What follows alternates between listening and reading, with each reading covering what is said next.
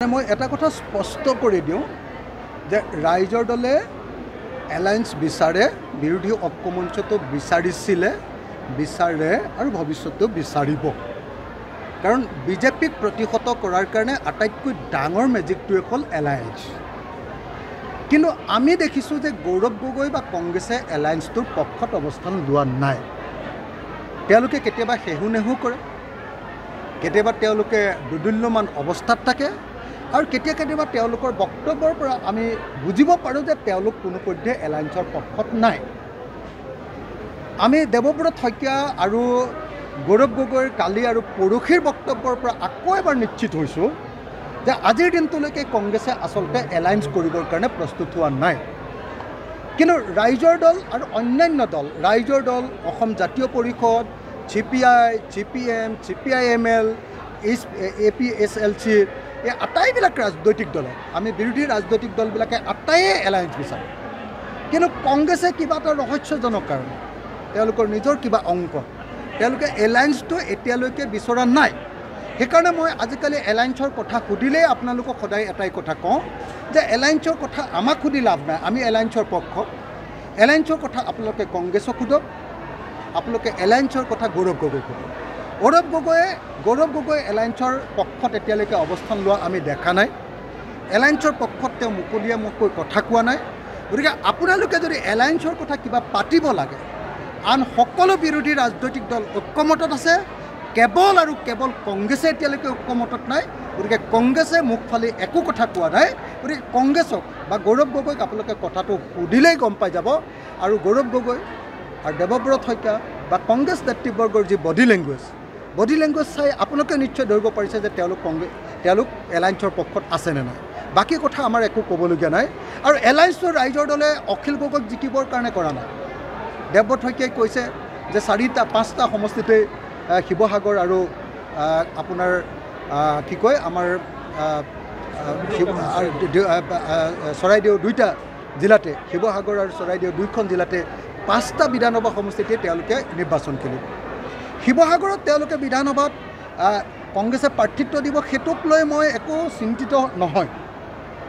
কাৰণ শিৱসাগৰৰ পৰা মই বিধায়ক হ'লেও মই অসমৰ কাৰণে যুঁজি থাকিম, বিধায়ক নহ'লেও মই অসমৰ কাৰণে যুঁজি থাকিম। 126জন MLAৰ ভিতৰত মইতো আটাইতকৈ বেছিকৈ মাত দিওঁ। আজি বিধায়ক হ'লে মই বিধানসভাৰ ভিতৰত মাত দিম, আৰু বিধায়ক যদি মই নহওঁ তেতিয়াহ'লে মই বাহিৰত মাত দিম। মই অসমৰ সঁচা কথা ক'বলৈ গ'লে বিৰোধীসকলৰ আটাইতকৈ বেছিকৈ মাত দিয়া মানুহ। গতিকে মোৰ কাৰণে এইটোৰ কোনো পাৰ্থক্য নাই। কিন্তু যদি এটা বিৰোধী ৰাজনৈতিক দলৰ সভাপতিৰ ঠাইতো যদি এটা বিৰোধী দলে কেণ্ডিডেটছাৰ দিম বুলি কয়, প্ৰাৰ্থিত্ব দিম বুলি কয়, তাৰ অৰ্থটো হ'ব তেওঁলোকে এলায়েন্স বিচৰা নাই। আৰু সেই কথাটোৰ এটা যেতিয়া স্পষ্টীকৰণ দিবলৈ কৈছিলোঁ, তেতিয়া গৌৰৱ গগৈয়েও কৈছে যে তেওঁ দেৱব্ৰত শইকীয়াৰ কথাটোকে সমৰ্থন কৰে। তাৰ অৰ্থটো এইটোৱেই নিশ্চয় যে এই মুহূৰ্তলৈকে কংগ্ৰেছ দলে বিৰোধী ৰাজনৈতিক দলবিলাকৰ লগত একলগ হ'ম বুলি ভবা নাই। তেওঁলোকে অকলশৰীয়াকৈ তেওঁলোকৰ কাম কাজ কৰাৰ কথা চিন্তা কৰিছে।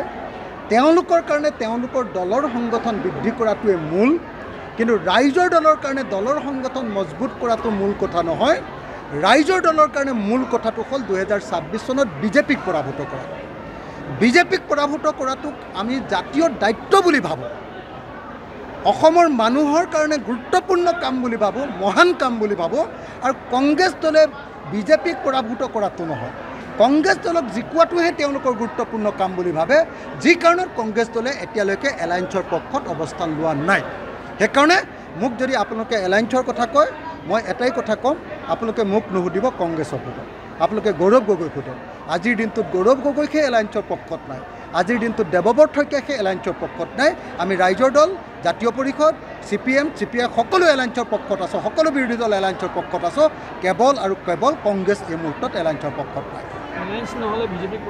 বিজেপিক পৰাভূত কৰিবই লাগিব, আৰু সেইকাৰণে আমি এলায়েন্স কৰিবই লাগিব। সেইকাৰণে কংগ্ৰেছৰ যি এতিয়াৰ যিটো অৱস্থান দেখিছোঁ, তেওঁলোকে যিটো দুধুৰ-মুধুৰ অৱস্থান, তেওঁলোকে যিটো বডি লেংগুৱেজত তেওঁলোকৰ যিটো অহংকাৰ দেখিছোঁ, তেওঁলোকৰ যিটো কি ক'ম মানে এতিয়ালৈকে সকলোকে মিলোৱাৰ লক্ষণ আমি দেখা নাই। সেইটো তেওঁলোকে ত্যাগ কৰিব লাগিব, জাতীয় স্বাৰ্থত ত্যাগ কৰিব লাগিব, মানুহৰ স্বাৰ্থত, অসমবাসী ৰাইজৰ স্বাৰ্থত ত্যাগ কৰিব লাগিব। কিন্তু সেইটো যদি নকৰে, তেতিয়াহ'লে ডেফিনেটলি আকৌ বিজেপিৰ ভাল হ'ব সেইকাৰণে মই আশা কৰোঁ যে আমি সকলোৱে মিলি বিজেপিক পৰাভূত কৰিবৰ কাৰণে কংগ্ৰেছ ৰাইজৰ দল আমি আটাইবিলাক দলে ঐক্যবদ্ধ হ'বই লাগে যিকোনো খবৰৰ বাবে যোগাযোগ কৰক 7099017330 লগতে 7099017110 নম্বৰত